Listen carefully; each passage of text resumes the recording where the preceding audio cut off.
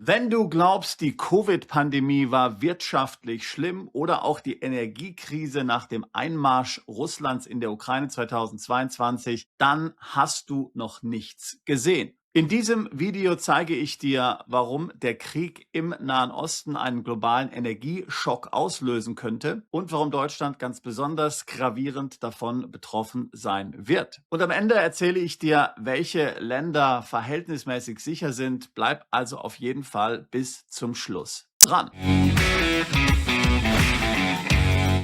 Noch ein Hinweis in eigener Sache für ganz viele, insbesondere Unternehmer, Vermögende, Freiberufler, Investoren, stellt sich natürlich angesichts der Lage die Frage, wie man sich davor schützen kann, wie man sich, seine Familie, sein Vermögen in Sicherheit bringen kann. Denn selbst wenn der Krieg eigentlich unmittelbar bedroht, dann kann man sich ja selbst ausrechnen, wenn jetzt wieder Energie in großem Maße subventioniert werden muss, dass das die Haushalte absolut sprengt und dass das dann ziemlich schnell zu Steuererhöhungen führen kann.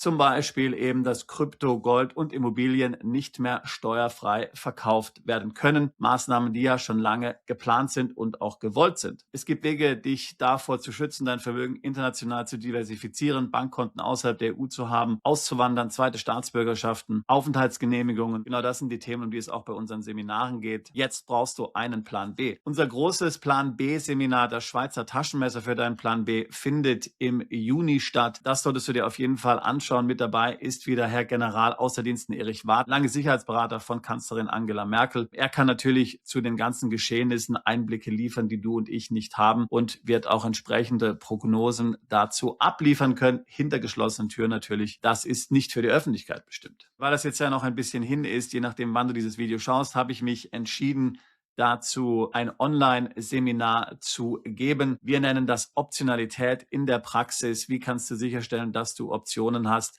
Da werden wir anhand von Fallbeispielen besprechen, wie man sich, sein Vermögen, seine Familie schützen kann. Das wird ein Online-Seminar sein. Normalerweise machen wir ja keine Online-Seminare. Details zu beidem in der Beschreibung zu diesem Video. Und übrigens gute Nachrichten: Wenn du dich zu dem Schweizer Taschenmesser-Seminar anmeldest, beziehungsweise dich schon angemeldet hast, dann bekommst du den Workshop, also das Online-Seminar zur Optionalität, gratis dazu. Also schau dir das auf jeden Fall an. Natürlich auch unsere anderen Seminarangebote und Beratungsangebote. Alle weiteren Details auf unserer Webseite. Link dazu in der Beschreibung zu diesem Video. Kommen wir nun zum eigentlichen Thema zurück. Es ist schwer zu entscheiden, was die größere Katastrophe ist. Das eskalierende Chaos auf den globalen Gasmärkten oder die wachsende Gefahr, dass ganze Länder schlicht kein Öl mehr bekommen werden. Der maßgebliche TTF-Gaskontrakt in Europa lag Mitte Februar noch bei 29 Euro je Megawattstunde. Laut Bank of America könnte er in diesem Winter auf 500 Euro steigen, falls die Straße von Hormuz noch für 10 Wochen de facto weiter geschlossen bleiben wird. Das ist ein Szenario, was durchaus eintreten könnte. Das würde die Höchststände nach der Invasion Russlands in der Ukraine deutlich übersteigen. Es käme für Europa, Großbritannien, Japan, Korea und Südasien einem wirtschaftlichen Ausnahmezustand gleich. Die Lage hat sich weiterhin dramatisch verschärft, nachdem Israel Irans South Pass Ölfeld angegriffen hat und damit auch die vorgelagerte Öl- und Gasinfrastruktur auf beiden Seiten des Golfs ins Visier geraten ist. Der darauffolgende Raketenangriff Irans auf die Ras Laffan Gasanlage hat dem gigantischen Komplex ganz erheblichen Schaden zugefügt. Dort wird rund ein Fünftel des weltweiten Flüssigerdgases produziert. Es wird Monate dauern, bis die Lieferungen wieder anlaufen können. Qatar Energy geht sogar davon aus, dass 17-19% der Produktion für 3 bis 5 Jahre ausfallen werden. Das Unternehmen dürfte sich dazu gezwungen sehen, bei Gaslieferungen nach Italien, Korea und China sowie Belgien höhere Gewalt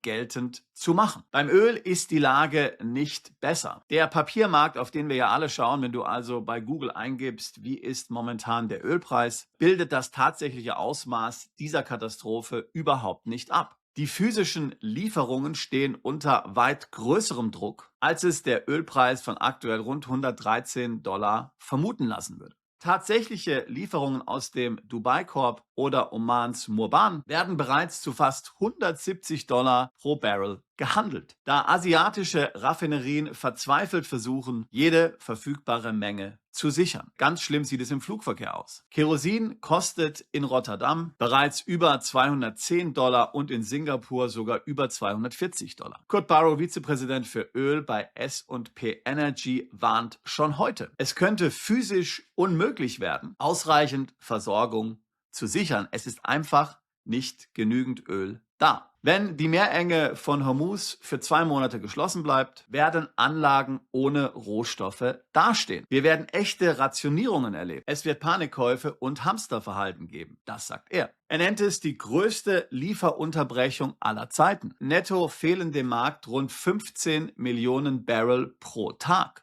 Rohöl steht zwar im Fokus, aber die eigentlichen negativen Auswirkungen zeigen sich viel weiter unten in der Wertschöpfungskette, nämlich bei Diesel, Kerosin oder Naphtha. Insgesamt befinden sich 68 Raffinerien im Krisengebiet. Rund 10,5 Millionen Barrel an täglicher Produktion sind bereits ausgefallen. Die ölproduzierenden Länder sind an ihre Lagergrenzen gestoßen. Es gibt keinen Platz mehr für das Öl, das sie fördern. Sie müssen die Förderung einstellen. Eine weitere Gefahr sind Drohnenangriffe auf Offshore-Anlagen. Jede weitere Woche Krieg, jeder weitere Tag richtet zusätzliche Schäden an. Und zum Teil sind das dauerhafte Schäden an Förderanlagen. Barrow sagt weiter, im Golf werden gewaltige Anlagen stillgelegt. Es wird lange dauern, bis sie wieder in Betrieb gehen können. Ehrlich gesagt würde eine Siegeserklärung seitens Donald Trumps daran überhaupt nichts ändern. Jeff Curry, ein erfahrener Energieexperte der Carlyle Group, sagt, dass der Russland-Schock 2022 im Vergleich zu dem, was jetzt gerade passiert, ein Spaziergang gewesen sei.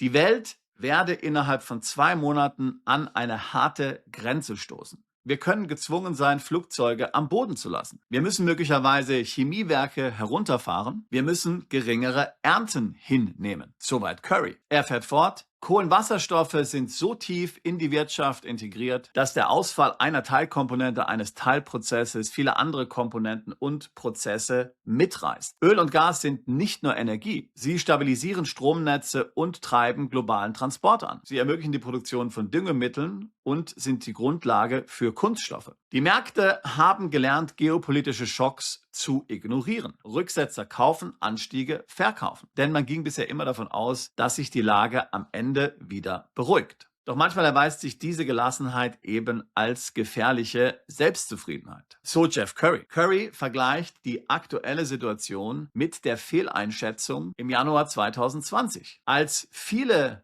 hier im Westen den Lockdown Chinas beobachteten aus der Ferne und glaubten, der Westen sei nicht davon betroffen. Und das wäre ein Problem, das nur lokal auf China begrenzt ist. Natascha Kineva, Rohstoffchefin bei JP Morgan, sagt, dass Asien sich momentan im Zentrum des Energieschocks befindet, sozusagen im Epizentrum. Doch dies, so sagt sie, sei nur ein zeitlicher Versatz. Europa werde mit Verzögerung ebenfalls mit realen Energieengpässen konfrontiert werden. Die durchschnittliche Tankerfahrt vom Golf nach Asien dauert 10 bis 15 Tage. Nach Europa sind es über den Suezkanal 25 bis 30 Tage und über das Kap der Guten Hoffnung sogar 35 bis 40 Tage. Europa erhält derzeit noch Lieferungen von vor der Eskalation, während Westasien bereits mit massiver Nachfragezerstörung konfrontiert ist. Ich bringe dir nur ungern schlechte Nachrichten, aber die Märkte beginnen bereits den nächsten Schock, die nächste Eskalationsstufe mit einzupreisen. Ein vollständiges oder teilweises Exportverbot von Rohöl aus den USA und Venezuela. Bedenke immer, die USA sind der größte Energieexporter der Welt. Die Differenz zwischen dem globalen Brent-Preis und dem US-Ölpreis WTI ist auf mehr als $16 pro Barrel gestiegen. Händler hören zunehmend von Plänen aus dem Umfeld von America First, also MAGA, dass man die heimischen Preise stabilisieren will. Und das, indem man dem Rest der Welt weniger Öl zur Verfügung stellt. Das würde dem Weltmarkt je nach Ausgestaltung weitere 7 bis 8 Millionen Barrel an Öl entziehen. Wie so oft erhält Trump offenbar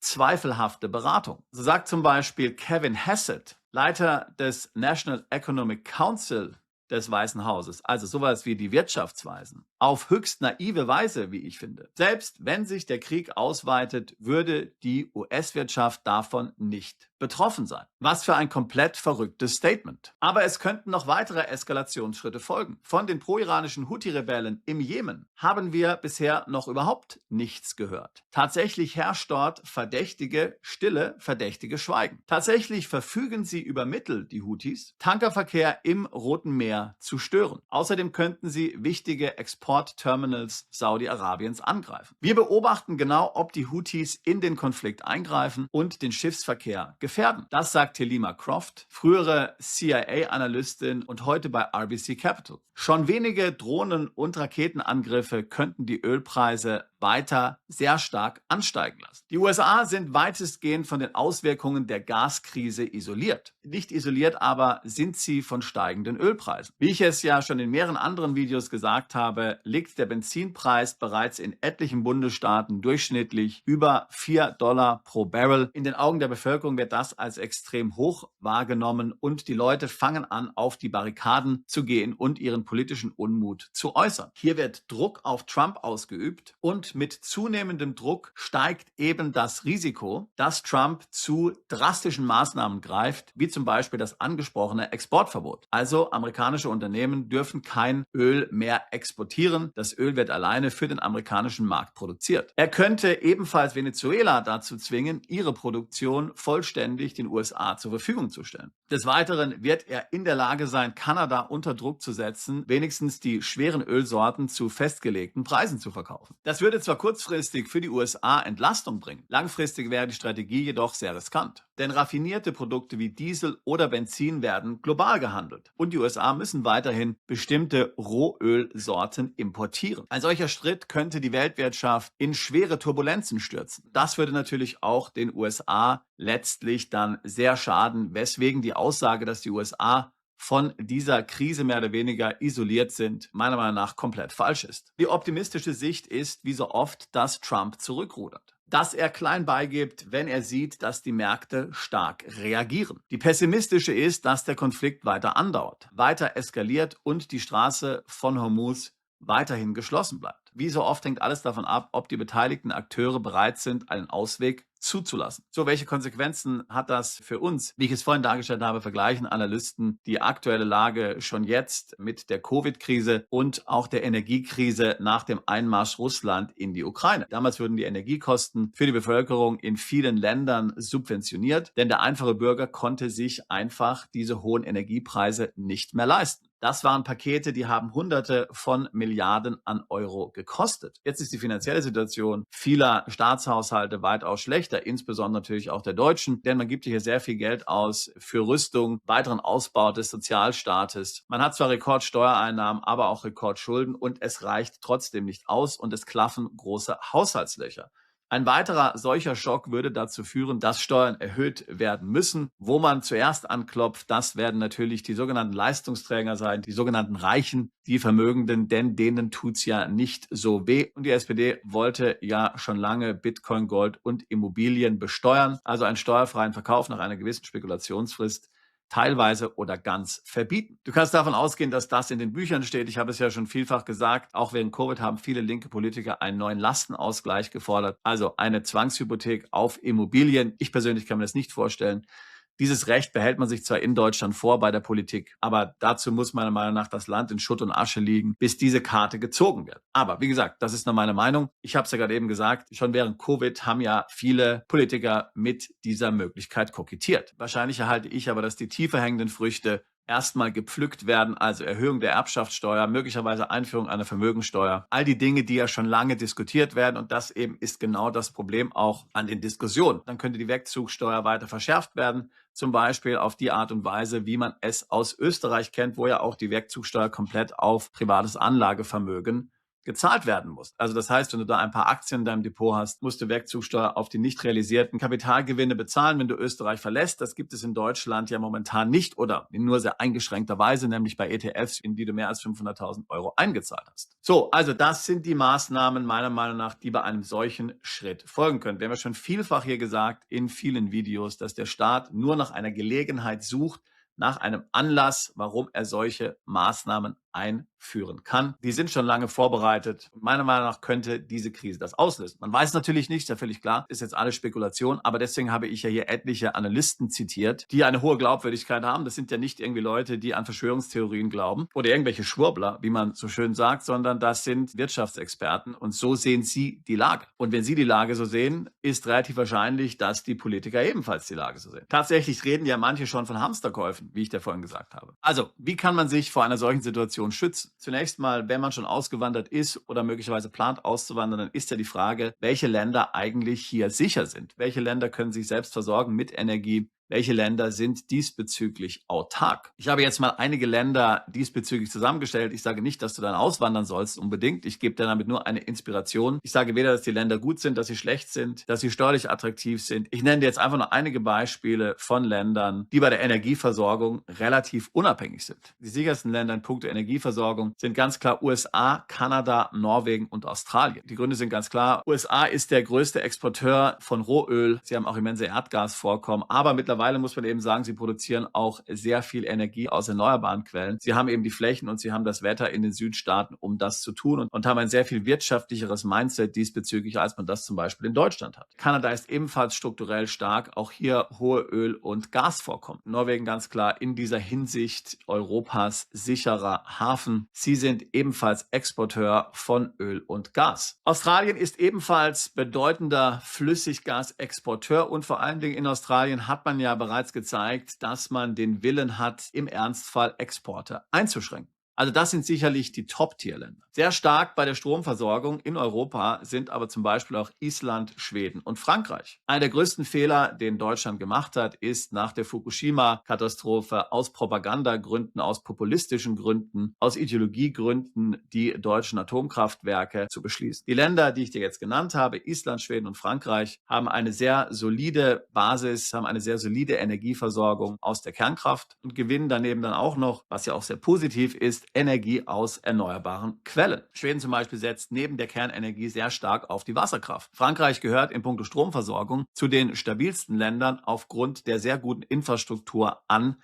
Kernkraftwerken. Genau das hätten wir uns abschauen sollen von unserem Nachbarn. Viele Dinge nicht, aber das hätte man kopieren können. 2/3 des Stroms stammen aus der Kernenergie. Allerdings gilt in allen 3 Ländern, wenn die Ölpreise steigen, führt das natürlich auch in diesen Ländern möglicherweise zu Preissteigerungen an der Zapfsäule. Luftfahrt, Chemieindustrie, Lebensmittelversorgung, all das ist natürlich dann auch dort von einem Anstieg der Ölpreise betroffen. So, ein paar überraschende Kandidaten oder vielleicht überraschend, vielleicht überrascht sich auch nicht. Hier spreche ich von Lateinamerika, Paraguay, Uruguay, Brasilien und Argentinien. Paraguay ist im Strombereich unglaublich stark. Man setzt hier vorwiegend auf Wasserkraft. Uruguay hat schon seit 2024 99% seiner Energie aus erneuerbaren Quellen erzeugt. Und Brasilien, vielleicht überrascht dich das, verfügt über eines der gesundesten Energiemixe bei den großen Volkswirtschaften. Auch hier viel Wasser, viel erneuerbare Energie. Ganz stark im Kommen ist Argentinien. Die Entwicklung von Vaca Muerta dürfte 2026 den Energieüberschuss auf ein Rekordniveau heben. Für den Alltag bedeutet das, dass diese Länder robuster sind. Sie sind nicht der Krise ausgesetzt, beziehungsweise nicht so stark, insbesondere im Vergleich zu den energieimportierenden Regionen wie Europa und Asien. Welche Länder sind am stärksten betroffen, sind am wenigsten sicher, sind am meisten abhängig? Naja, du kannst es dir denken, natürlich die EU, ganz vorne Frankreich, Großbritannien, aber eben auch Japan und Südkorea. Diese Länder bleiben verwundbar. Die EU importiert nach wie vor einen großen Teil ihrer Energie. Laut Eurostat liegt die Importabhängigkeit bei immer noch fast 60%. Öl und Gas dominieren hier. Großbritannien ist in manchen Bereichen besser aufgestellt als die EU, bleibt aber dennoch ein bedeutender Nettoimporteur von Energie.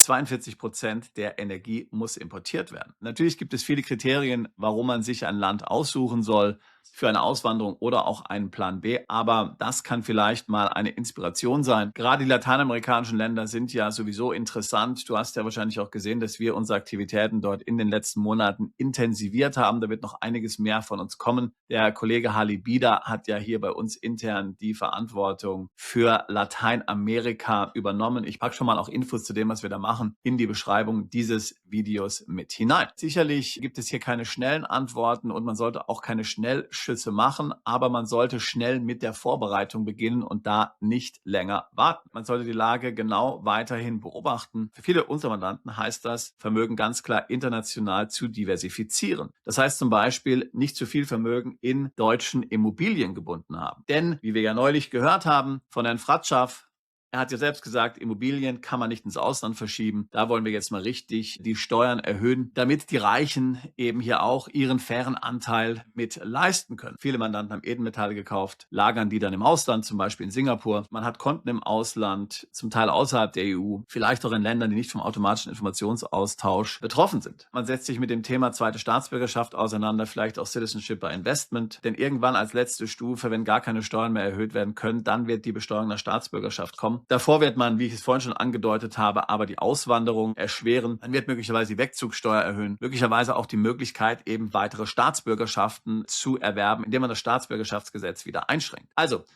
wichtig ist, dass du dir konkrete Gedanken dazu machst, wie du dich jetzt schützen kannst. Wie gesagt, in Panik zu geraten, macht keinen Sinn. Aber ich glaube, der Vergleich mit der Covid-Zeit ist schon mal auf jeden Fall hilfreich. Wenn wir hier die Parallelen zielen, dann sind wir jetzt im Januar 2020, als du im Fernsehen gesehen hast, dass die Chinesen da wie wild anfangen, Masken zu tragen, temporäre Krankenhäuser zu bauen. Und wo wir hier im Westen gedacht haben, naja, das wird uns alle nicht betreffen. Ich möchte jetzt nicht über die politische Dimension sprechen, wie es dazu gekommen ist, dass das einer globalen Krise wurde. Da gibt es ja verschiedene Meinungen, aber am Ende war es eine globale Krise. Und wenn du die Parallelen dazu ziehst und die Informationen analysierst, die ich dir in diesem Video aufbereitet habe, unter anderem auch zum Beispiel, dass vielleicht Flüge eingeschränkt werden, weil einfach nicht genug Kerosin da ist, dann sind wir dem Thema Lockdown schon wieder ziemlich nahe, ehrlich gesagt. Also, wenn du damals gewusst hättest, Anfang 2020, was dann alles auf uns zukommt, wie hättest du dich verhalten und so musst du dich jetzt verhalten. Diese Überlegungen musst du jetzt machen und potenziell davon ausgehen, dass es noch schlimmer wird. Wie gesagt, zu Hauruck-Aktionen kann ich dir nicht raten, aber eine realistische Auseinandersetzung, eine kühle Abwägung der Fakten, das ist jetzt sicherlich angebracht für jeden, der hier zuhört, für jeden, der hier zuschaut. Wie gesagt, wir können dich dabei unterstützen. Wir haben eine starke Community aufgebaut. Unternehmer, Freiberufler, Investoren, Leistungsträger dieser Gesellschaft, die sich zu diesen Themen schon lange Gedanken gemacht haben, die gegenseitig hier in regem Austausch stehen. Wir veranstalten regelmäßig Seminare, Reisen. Wir können dich zu diesen Themen beraten. Wir wissen, wie man sich im Ausland steuerlich optimiert, wie man zweite Staatsbürgerschaften bekommt, wie man Aufenthaltstitel in den verschiedenen Ländern bekommt. Der einfachste Weg ist natürlich, diesem Kanal zu folgen oder auch unseren Telegram-Kanal zu abonnieren. Link hier im YouTube-Kanal. Dort haben wir noch andere Möglichkeiten, dich zu informieren, als es diese jetzt bei YouTube gibt. Da ist man ja doch immer auch vielfach eingeschränkt bei dem, was man sagt. Das ist dort bei Telegram eben nicht so. Dort ist ein viel direkterer Austausch möglich, zum Teil eben auch zu anderen Themen. Ich selbst habe Deutschland und die EU schon vor 26 Jahren verlassen. Eine sehr gute Entscheidung, die ich nie bereut habe. Ich denke, du wirst es auch nicht tun. Aber selbst wenn eine Auswanderung für dich momentan noch nicht zur Debatte steht, sollte der Vermögensschutz und der Schutz deiner Familie auf jeden Fall im Zentrum deiner Überlegungen stehen und dort solltest du jetzt aktiv werden. In diesem Sinne würde ich mich freuen, auch dich alsbald zu unserer Mandantschaft zählen zu können. Bist du Unternehmer, Freiberufler oder Investor? Zieht es dich schon lange ins Ausland? Mach heute den ersten konkreten Schritt in eine Zukunft mit mehr Geld und mehr Freiheit. Buche ein Beratungsgespräch mit Sebastian und seinen Kollegen. Unsere Kanzlei unterstützt Mandanten wie dich dabei, deine Steuerlast legal zu reduzieren, Vermögen aufzubauen und zu schützen und deine persönliche Freiheit zu maximieren. Profitiere jetzt von unserem Fachwissen und unserem Netzwerk. Gehe zu mandatierung.com und werde Mandant unserer Kanzlei.